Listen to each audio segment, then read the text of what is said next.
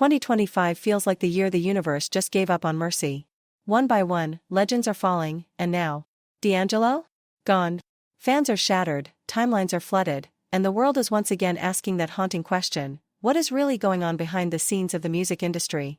According to his family, D'Angelo had been secretly battling pancreatic cancer for months.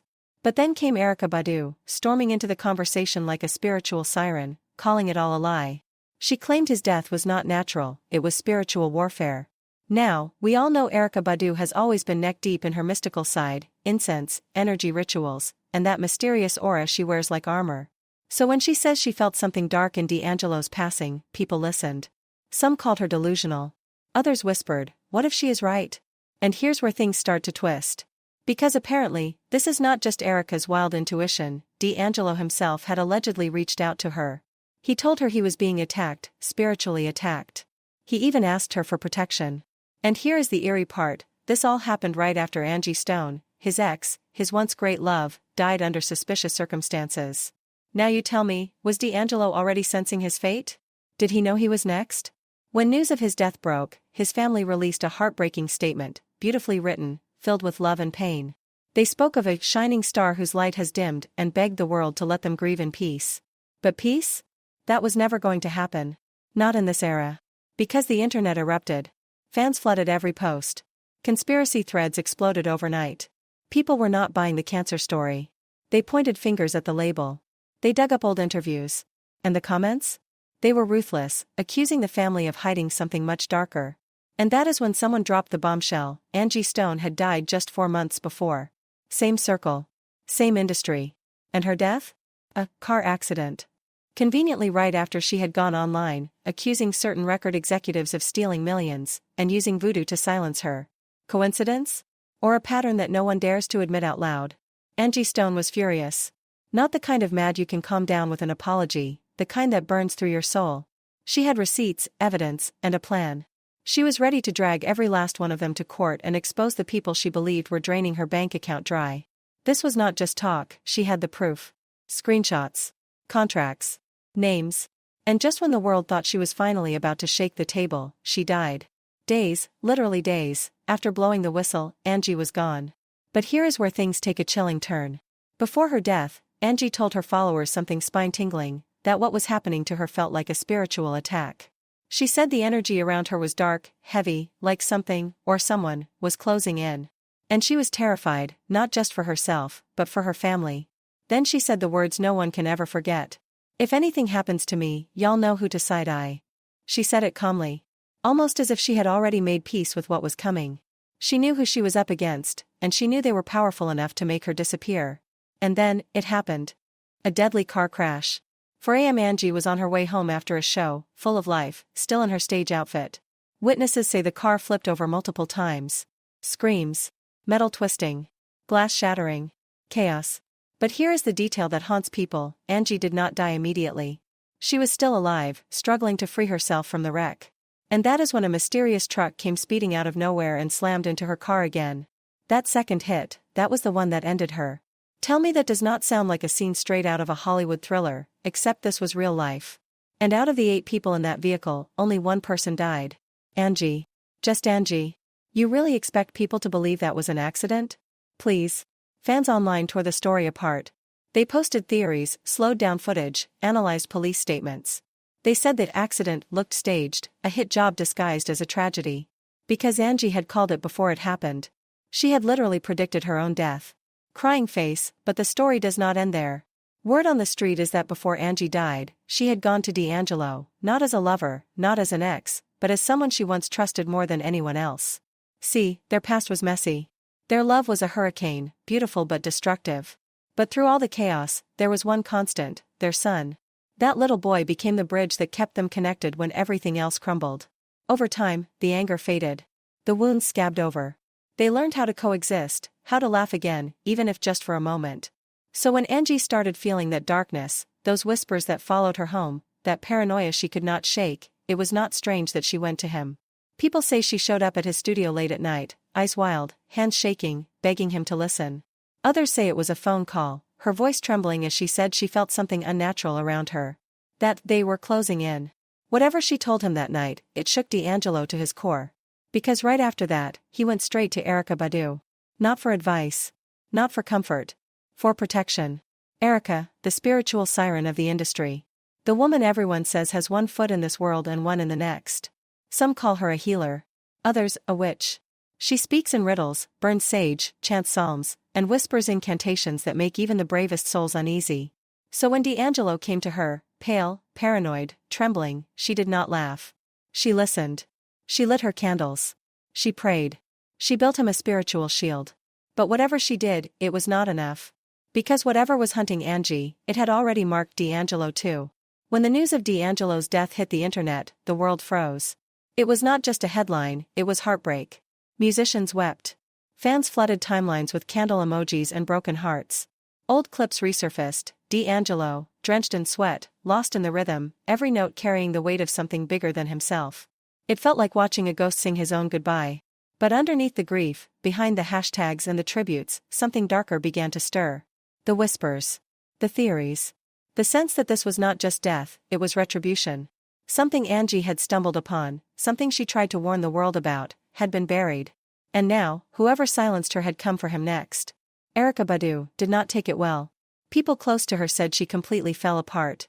She locked herself away, refused calls, refused to speak. One friend said she kept repeating, "I should have seen it coming." Another said she blamed herself, if she had fasted longer, prayed harder, paid attention to that one dream that haunted her days before his death, maybe he would still be here. But behind the grief, some whispered guilt. Because this was not just friendship. Erykah and D'Angelo had a past that ran far deeper than music. Back in the day, when soul ruled the airwaves and real emotion was currency, their paths crossed. Studio sessions, gospel events, jam nights that stretched until dawn. It started with the music, but the connection was undeniable. When they performed together, it was not just chemistry, it was combustion. Watch the old footage of Your Precious Love, the way they looked at each other, the pauses between lyrics. You could almost feel the electricity through the screen. They never confirmed anything. But they never denied it either. And that silence? It screamed louder than any confession. The industry noticed. Radio hosts teased it. Magazines dropped lines like, "Erykah's light shining on D'Angelo's soul." And though they played coy, the truth was in their body language, the long glances, the knowing smiles, the after-party exits through the same door. But their bond was not built just on attraction, it was spiritual. People close to them said they spoke about energies, dreams, the unseen. D'Angelo was always a man wrestling with his demons, and Erykah had always walked the line between heaven and the underworld. Together, they felt like two old souls caught in the same divine storm, light and darkness dancing in one flame. Some said they even performed rituals before recording. Candles lit. Scriptures read aloud. Oils burning. A sacred energy cleansing before the music began.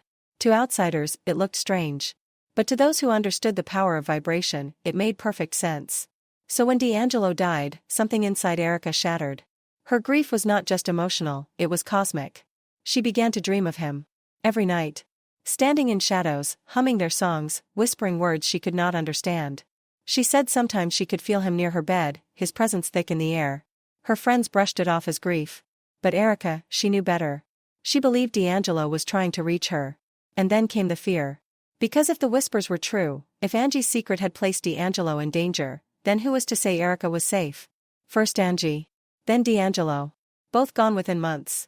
Both linked not just by music, but by something beyond it. Something invisible. Something ancient. The streets were talking now. Twitter threads. TikTok theories. Podcasts dissecting every timeline, every post. People began to connect dots that maybe were never meant to be connected. They said Angie had uncovered something in the industry, something tied to people who operated in the dark. She told D'Angelo, and soon after, both were gone. Some called it a curse. Others said it was power doing what power always does, silencing truth before it spreads. And then, came the silence of their son. Michael Archer Jr. broke it weeks later. Just a few lines on social media, but every word hit like a blade. He said losing both his parents within 4 months felt like a nightmare he could not wake up from. He thanked the fans. Asked for privacy. Promised to protect his father's legacy. But you could see it, the pain in his eyes, the exhaustion in his face. A young man standing in the ashes of two icons, left to carry the weight of their ghosts. And maybe, their unfinished story. Friends close to the family say Michael is not the same anymore. He barely talks.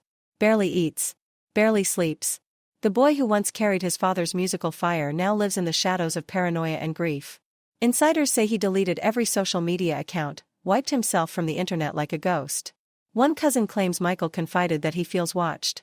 That strange things keep happening in his house, doors creaking open in the middle of the night, phones ringing with no one on the other end, old songs his parents used to play suddenly turning on by themselves. Some say it is grief. Others say it is something else.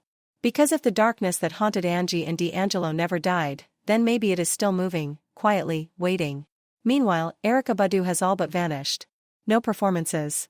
No interviews. No new music. The once magnetic spirit of neo-soul now hides from the world.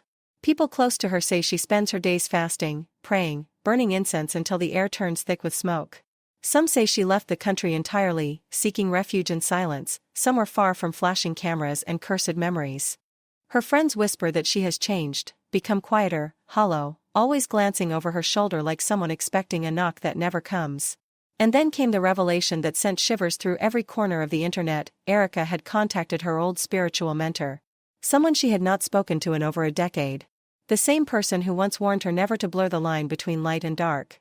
According to insiders, Erykah believes something she and D'Angelo did years ago, during one of their so-called energy sessions, opened a door. A door that was never fully closed. And now, that door might be claiming those who were bound through it. Fans, obsessed as ever, went back to Your Precious Love. They played it differently this time, not as a love song, but as a warning. The line that once sounded romantic, what we started will never fade, even in the dark, I'll find you, now feels like a haunting prophecy.